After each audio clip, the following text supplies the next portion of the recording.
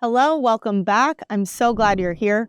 People ask me all the time, Taylor, what's really going on in the news? So today we're breaking down some headlines, starting with Republic First seizure.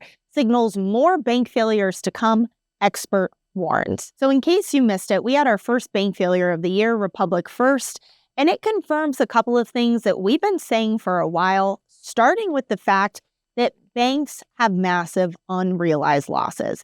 That's the reason they're going down. Treasury securities and commercial real estate loans, they don't have the capital. And that's confirmed in this article. I'll read you another quote here. It says, investors have worried about a possible contagion in the sector. They are concerned that enough people are going to wake up and realize that their deposits aren't safe in their banks, that all these banks are suffering from the same unrealized losses. And if enough people go to their bank and try and withdraw their funds, the banks don't have the capital to cover it.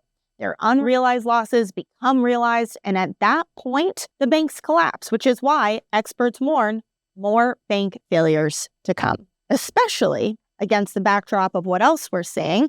Another article from Bloomberg, U.S. lifts quarterly borrowing above forecasts, which means that we're going to continue to increase the deficit. For those of us who are hoping that maybe we would move away, we'd make progress, doesn't look likely. I can't say that I'm shocked, but again, disappointing. More debt, which probably is why U.S. customer confidence slumps to lowest levels since July. People are feeling the pain. They are hurting out there. You know, we were told for a long time, soft landing, but that is no longer the narrative. In fact, they can't even pretend anymore.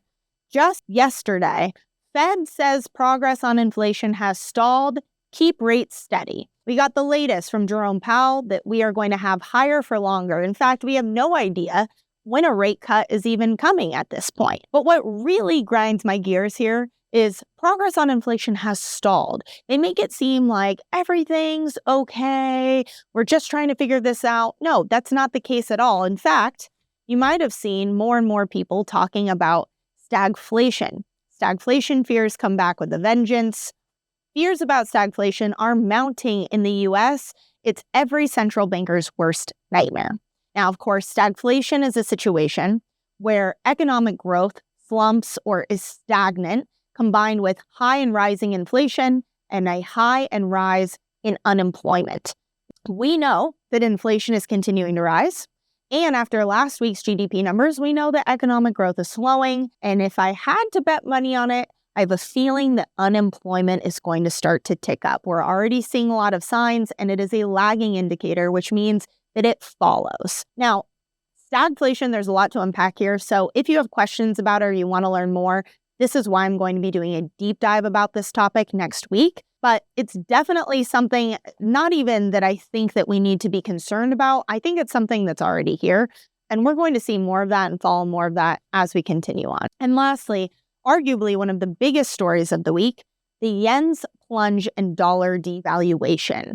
So this week, the yen dropped significantly in value to 160 yen to the dollar. But this is not just a story about Japan and the yen. If anything, this is a warning to the United States over what could happen to the US dollar. Even more wild, as it came out that the Bank of Japan account suggests that Japan intervened Monday to support the yen. Essentially, what that means is that they artificially propped up their currency because so many people lost confidence in it that it was in a downward spiral.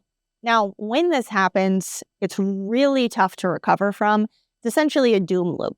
As people lose confidence, more people move away from it. As more people move away from it, more people lose confidence, and the value just goes down. But here's the thing. It could be argued that the same thing is happening or could be happening soon to the US dollar. We know that countries are moving away from the US dollar because they're losing confidence in the United States' ability to be the global reserve currency. We also know that all of this debt that we're seeing, debt and deficit continue to grow, is meaning that inflation is going to continue to grow, which means that our dollar is worth less. We're losing our purchasing power. And who knows, at what point are we at the point where we're seeing headlines like this about the US dollar plunging and the Federal Reserve intervening to bail us out? It's a future that we could see sooner rather than later. Of course, I hope not. Only time will tell. If you have questions about any of these things that I talked about today, we We have a Calendly link below. Feel free to click on it and talk to one of our expert analysts who can help you be protected against everything that's going on. As always, I'm Kenney with ITM Trading. Thank you so much for being here. Until next time.